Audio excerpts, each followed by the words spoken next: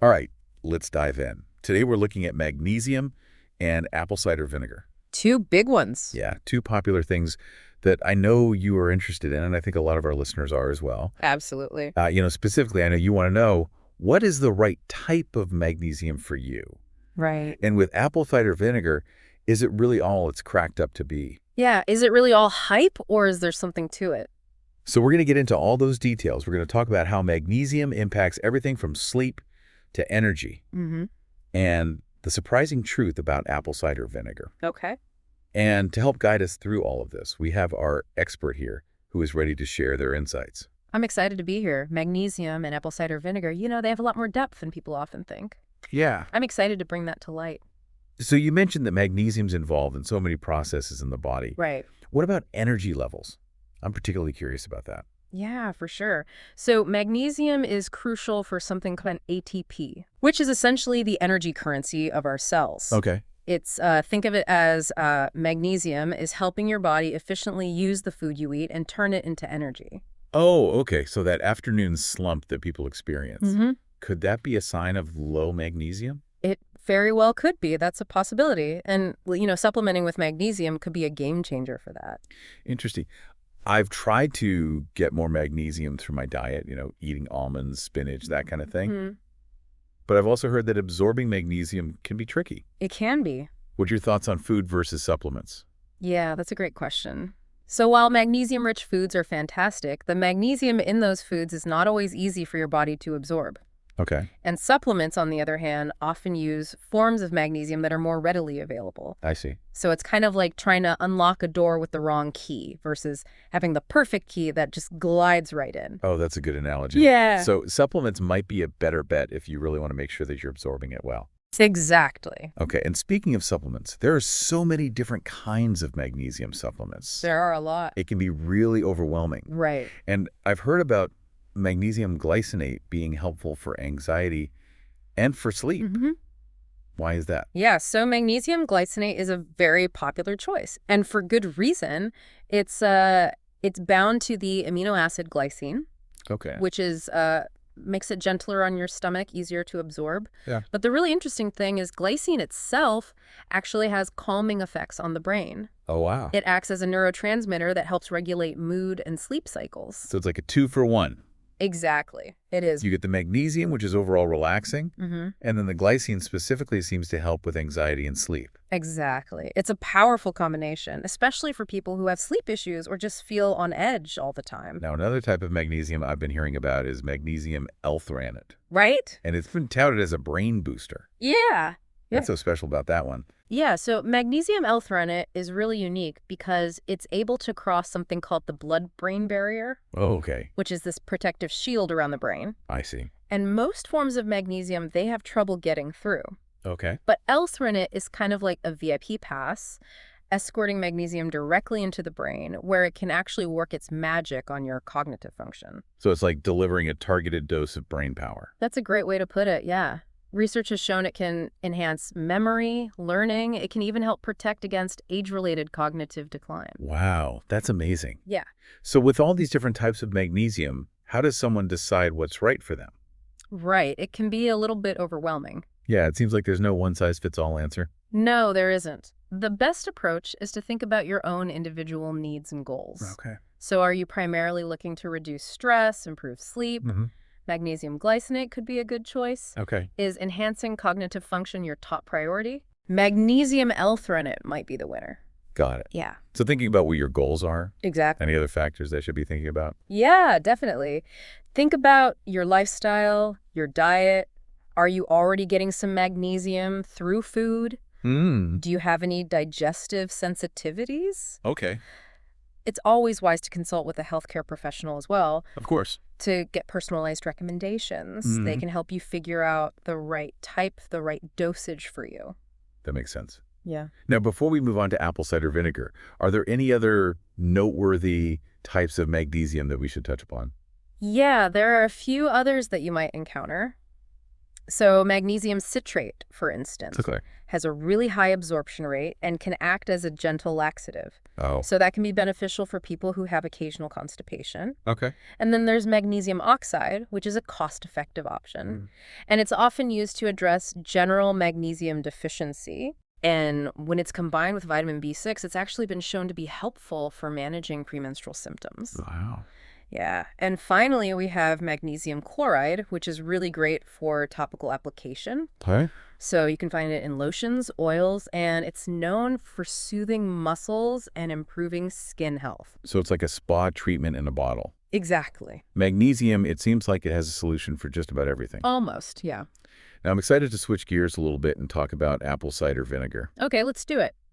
I know you are curious about its weight loss potential, Mm-hmm. but let's uncover what's really going on beneath the surface. Yeah, there's so much buzz around apple cider vinegar. Yeah. And while weight loss is definitely a big part of that conversation, it's not the whole story. Right. So I think it's important to separate fact from fiction and really look at the science behind the hype. All right. What is the real deal with apple cider vinegar? So it's not actually this magical elixir packed with tons of nutrients, like some people might believe. Like, the real power of apple cider vinegar lies in its acetic acid content. Acetic acid. That sounds a little intense. It does. It does. Oh. But that's where things get really interesting because, contrary to what many people think, a lot of people's bodies are actually too alkaline. Wait, too alkaline. I always thought acidity was the enemy. Right, that's a common misconception. But, the key to good health is balance. Okay. And that includes balance of pH levels in our bodies. Mm-hmm. And acetic acid actually helps restore that balance by bringing things back toward a slightly more acidic state. Okay. So let me give you an example. Heartburn. Heartburn. Isn't that caused by too much acid in the stomach? Well, that's what we commonly assume, right? Right. But in some cases, heartburn can actually be triggered by an overly alkaline stomach. Oh, wow. So the valve at the top of your stomach, which is supposed to prevent acid reflux, Yeah. it may not close properly if your pH is off. I see. And apple cider vinegar can actually help in those instances by increasing the stomach acidity and allowing that valve to function correctly. Oh, that's fascinating. Yeah. So apple cider vinegar might actually help alleviate heartburn in certain situations. It's possible, yeah. You mentioned stress earlier. Mm-hmm. Is there a link between stress and pH levels in the body? Absolutely. High stress levels lead to an increase in cortisol, Okay. which is our primary stress hormone. Yeah. And here's the thing. High cortisol actually makes the body more alkaline. Oh, wow. So stress is pushing our bodies towards a more alkaline state. Exactly. Is there any science backing this up? There is, yeah. The SIBA Encyclopedia of Endocrinology, Okay. which is a highly reputable medical text. Right. It clearly states that high cortisol levels are linked to alkalosis, Okay. which is a state of excessive alkalinity. I see. So stress, high cortisol, and an alkaline body are all interconnected. They are all linked, yeah. But why is being too alkaline a bad thing? Yeah, so when our bodies are too alkaline, they struggle to absorb minerals properly. Okay. And calcium is a prime example. If we can't utilize calcium effectively, it can start building up in soft tissues. Oh. And that can lead to things like stiffness, joint pain, even cataracts. Yikes. That's not good. No, it's not something you want to mess with. Not at all. So how does apple cider vinegar come into play here? So apple cider vinegar can be a game changer by helping to acidify the body slightly, Okay. bringing it back into balance, Okay. improving mineral absorption. It's all about restoring that harmony, that balance Exactly. within our internal environment. Exactly. Does alkalinity impact any other minerals besides calcium? You bet. Potassium is another big one. Okay. Alkaline bodies tend to lose potassium, Mm-hmm. and then that deficiency actually worsens the alkaline state. Oh, so it's like a downward spiral. Exactly, it's a vicious cycle. Now, it's important to note that apple cider vinegar doesn't directly boost potassium, Okay. but it addresses that root cause, That's that pH imbalance, which helps your body retain potassium more effectively. This reminds me of those awful muscle cramps I used to get. Oh, yeah. Could that have been a sign of potassium deficiency? It's very possible. Muscle cramps are often a telltale sign of low potassium levels. Wow, this is all very insightful. Yeah. Any other perks to having a balanced pH? Yeah. So let's talk about protein. High-protein diets, while they're popular, Yeah. they can lead to a buildup of alkaline waste products in the body. And Oh. apple cider vinegar can help flush those out. Okay, so if you're following like a ketogenic diet or something like that, Yeah. it might be a good idea to incorporate apple cider vinegar. Exactly. It can help to counterbalance that potential for increased alkaline waste. I'm learning so much today. I'm amazed by how impactful apple cider vinegar can be. It's pretty amazing. So how much apple cider vinegar should I be taking? Yeah, that's a great question. What's the best way to incorporate it into my routine? I have a concoction that I personally drink, and I've seen amazing results with. Okay, I need to hear this. What's the recipe? So you'll need 2 teaspoons of Bragg's apple cider vinegar. Okay. I find their quality to be the best. Okay. 1 teaspoon of lemon juice and 1 teaspoon of cranberry juice.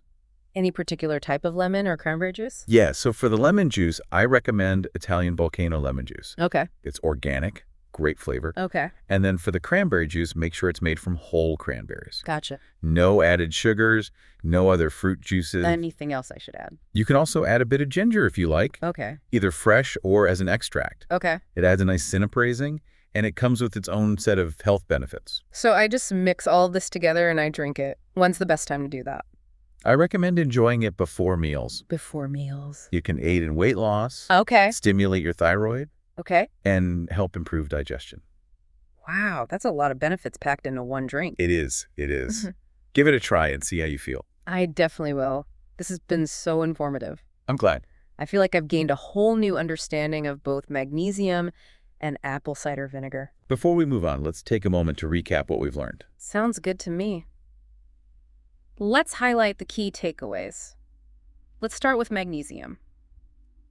The biggest takeaway is that it's absolutely essential for overall health, Right. involved in hundreds of processes throughout the body. And it's not just about getting enough magnesium. Okay. It's about getting the right type for your needs. Exactly. So when you're looking at magnesium supplements, think about what you're hoping to achieve. Okay. Do you want to reduce stress, improve sleep? Mm-hmm. Magnesium glycinate with that calming glycine could be a good bet. Right. If you need a cognitive boost, Yeah.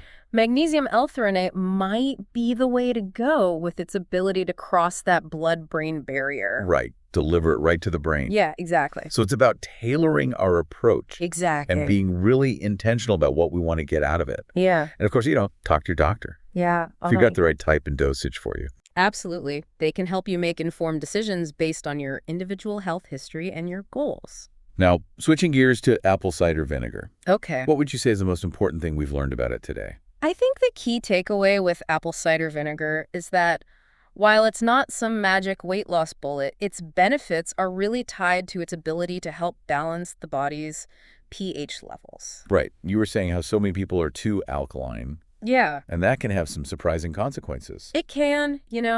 A lot of people think of acid as the enemy when it comes to health. Right.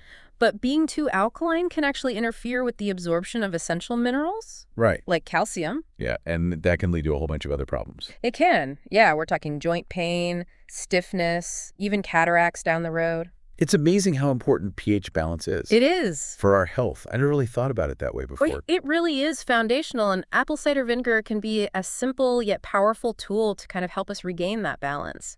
And it's not just about pH balance, is it? Right. We also talked about how it can help with digestion, Yeah. help us retain potassium, and even give our immune systems a boost. It's a very versatile substance. And let's not forget about that delicious apple cider vinegar concoction you mentioned earlier. Oh, yes. The one with the Italian volcano lemon juice and the whole cranberry juice. Yes, I'm definitely going to be adding that to my routine. I think you'll really enjoy it. What a great way to reap all the benefits of apple cider vinegar in a tasty drink. Exactly. This has been an incredible deep dive. It has. I feel like we've just scratched the surface. Yeah. But I've already learned so much about these two wellness essentials. There's always more to discover, but I'm glad we were able to uncover some of the key insights today. I know our listeners are probably thinking, okay, this is all great information, but what does it mean for me? Right. What action can I take? Yeah, that's the golden question. We've explored the what and the why, Right. but the how is where the real magic happens. So as we wrap up this deep dive into magnesium and apple cider vinegar, what are your final thoughts for our listener? Yeah. What is the one thing you want them to take away from this deep dive and apply to their own lives? More than anything, I want to emphasize that knowledge is power. Yeah. The more we understand about how our bodies work, Right. the better equipped we are to make choices that really support our well-being. Absolutely. And it doesn't have to be overwhelming. Just start with one small step. I love that. Progress, not perfection. Exactly. It's those small, sustainable changes that really add up over time. So maybe that means adding a magnesium supplement to their routine, or trying out that apple cider vinegar drink before meals. Or even just, being more aware of their stress levels. Yeah. And how that might be impacting their body's pH balance. That's a great point. Stress management is so important. It is. It is. We live in a very fast-paced world. Yeah. And taking time to kind of nurture ourselves is so important these days. We've covered so much today, from the complexities of magnesium absorption to the link between stress and pH. It's pretty fascinating how interconnected everything is. It really is. And the more we connect those dots, Yeah. the more empowered we become to really take control of our health journeys. It really is amazing what a difference these things can make when we start to understand them. Yeah. And how impactful they can be on our health. It's really empowering. And it doesn't have to be this huge, overwhelming thing. Right. It's really about, like you said, just those little tweaks. Exactly. Yeah, just start with one thing that resonates with you. Right. Maybe it's exploring magnesium for better sleep. Yeah. Maybe it's trying that apple cider vinegar concoction. Right. Or just taking some time to de-stress. Yeah. Bring your body back into balance. Exactly. It's about tuning in to what your body needs and taking those small steps toward feeling your best. As we wrap up this deep dive into magnesium and apple cider vinegar, I have one final question for you. And it's for our listener, too. All right. Now that you know the power of these wellness tools, what small change will you make today to optimize your health journey? That's a great question for everyone to ponder. It is. It's all about taking that knowledge and turning it into action. Well, thank you so much for joining us on this deep dive. It's been a pleasure exploring the world of magnesium and apple cider vinegar with you. The feeling is mutual. I always enjoy these conversations and helping people learn more about their health. And to our listener, thank you for tuning in. We hope you feel inspired and equipped to start your own wellness journey. We'll be back soon with another deep dive into a fascinating topic. Until then, keep learning, keep exploring, and keep taking care of yourself.